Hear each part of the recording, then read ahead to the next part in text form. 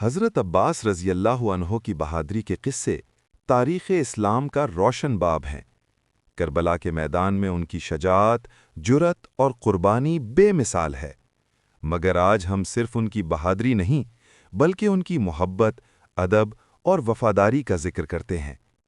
حضرت عباس رضی اللہ عنہ نے امام حسین رضی اللہ عنہ کو کبھی بھائی کہہ کر مخاطب نہیں کیا، حالانکہ وہ حقیقی بھائی تھے، ایک ہی باپ کی اولاد تھے، مگر اس کے باوجود حضرت عباس رضی اللہ عنہ ہمیشہ امام حسین رضی اللہ عنہ کو آقا، مولا اور سید کہہ کر پکارتے تھے۔